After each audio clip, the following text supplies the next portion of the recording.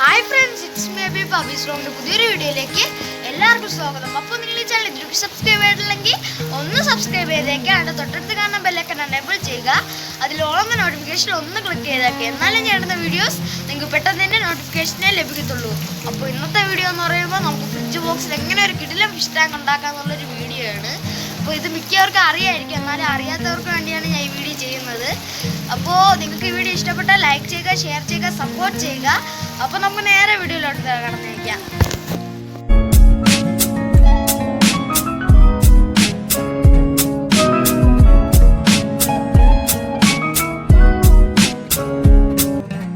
Friends, ഇതാണ് നമ്മൾ എടുത്തിരിക്കുന്ന ഫ്രിഡ്ജ് എന്ന് പറയുമ്പോൾ.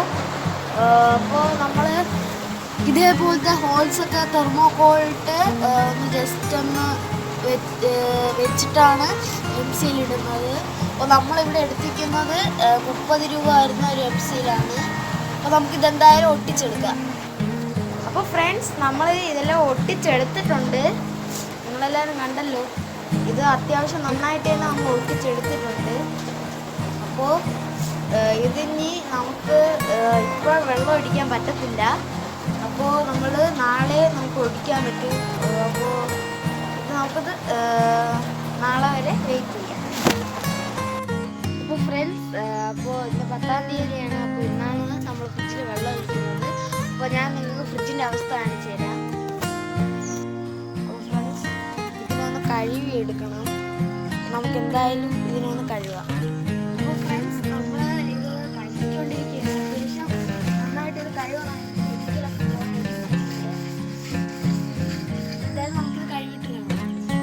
അപ്പോൾ ഫ്രണ്ട്സ്, നമ്മൾ ഫ്രിഡ്ജിനൊക്കെ നല്ല കഴുകി വൃത്തിയാക്കിയിട്ടുണ്ട്.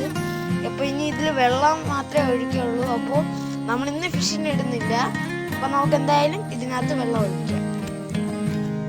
അപ്പോൾ ഫ്രണ്ട്സ്, നമ്മൾ ഫ്രിഡ്ജിൽ വെള്ളം നിറച്ചിട്ടുണ്ട്. ഇപ്പോൾ നല്ല മഴയൊക്കെ ആയതുകൊണ്ട് കിണറിൽ നിന്ന് നല്ല കലങ്ങിയ വെള്ളമാണ് വരുന്നത്. ഇത് അത്യാവശ്യം വാട്ടർ കാബേജും അതേപോലെ തന്നെ ഫോക്സ് ടെയിൽ പായലൊക്കെ ഇട്ട് കൊടുത്താൽ ഇത് ഒരു 6 ദിവസമൊക്കെ കഴിയുമ്പോൾ ക്ലിയർ ആയിക്കോളും. എന്തായാലും നമുക്ക് കുറച്ച് വാട്ടർ പ്ലാന്റ്സ് എടുത്തിട്ട് വരാം. അപ്പോൾ ഫ്രണ്ട്സ്, നമ്മൾ ആദ്യമായിട്ട് എടുക്കുന്ന പ്ലാന്റ് എന്ന് പറയുമ്പോൾ വാട്ടർ കാബേജ് എന്നാണ്. ഇതിൻ്റെ മലയാളത്തിൽ പറഞ്ഞ മുട്ടപ്പായലാണ്. അപ്പോൾ എന്തായാലും നമുക്കിത് നമ്മളെ ടാങ്കിലേക്ക് കൊണ്ടിട്ട് ഫ്രണ്ട്സ്, ഇതാണ് നമ്മുടെ ടാങ്ക്. നമുക്ക് ഇതിനകത്തോട്ട് കൊടുക്കാം. അത്യാവശ്യം നല്ല പായലാണ്. ഇതേപോലത്തെ പായലുകളൊക്കെ ഇട്ട് കൊടുത്താൽ വെള്ളം പെട്ടെന്ന് ക്ലിയർ ആവും. എന്തായാലും കുറച്ച് പായലും കൂടെ നമുക്ക് ഇട്ട് കൊടുക്കാം. അപ്പോൾ ഫ്രണ്ട്സ്, നമ്മൾ അടുത്തായിട്ട് ഇടാൻ പോകുന്ന ഈ ടൈപ്പ് പായലാണ്. ഇതിന് ഇവിടെയൊക്കെ പറയുന്നത് മുള്ളം പായൽ എന്നാണ്. ഇതിൻ്റെ ഇംഗ്ലീഷിൽ പറയുന്ന ആഞ്ചേഴ്സ് എന്നാണ് ഈ പ്ലാന്റിൻ്റെ പേര്. അപ്പോൾ എന്തായാലും നമുക്കിതിനെ ടാങ്കിലേക്ക് കൊണ്ടിടാം. ഫ്രണ്ട്സ്, നമ്മുടെ ടാങ്കിലെ വാട്ടർ കാബേജ് നമ്മൾ കൊണ്ടിട്ടിട്ടുണ്ട്. അതേപോലെ തന്നെ നമ്മൾ ഈ പായലും കൊണ്ടിടാം.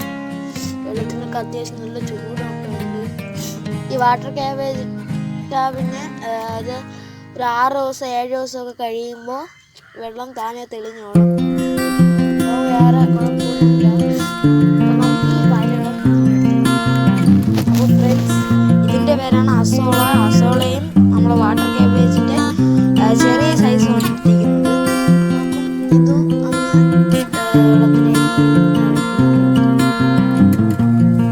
അസോളുണ്ട്. ഇതിടയ്ക്ക് ഒരു പായൽ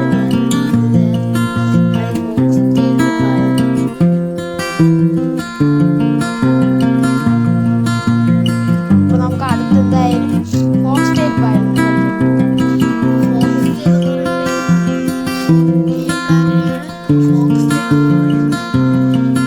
ഈ ടാപ്പിനെ കഴിഞ്ഞ വീഡിയോയിൽ കാണിച്ചിരുന്നു. എന്തായാലും ഈ പലട്ടതാണ് ഫ്രണ്ട്സ്. അടുത്തായിട്ട് ഞാൻ കാണിക്കാൻ പോകുന്നത് ഞാൻ നേരത്തെ പറഞ്ഞ വള്ളിപ്പായൽ വെള്ളം വെച്ച് നട്ടു വെച്ചിരുന്നു. അപ്പോൾ ഇങ്ങനെ നട്ടു വെച്ചാൽ ഈ പായലിനൊക്കെ നല്ല ഗ്രോത്ത് വരുന്നുണ്ട്. ഞാൻ ചെറിയൊരു തണ്ടാണ് കൊണ്ടുവച്ചത്. പക്ഷേ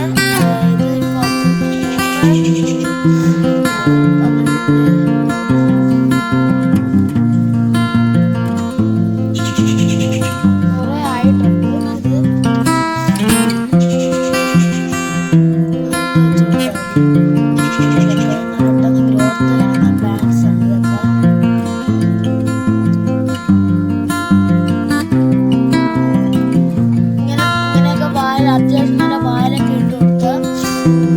ബൈ.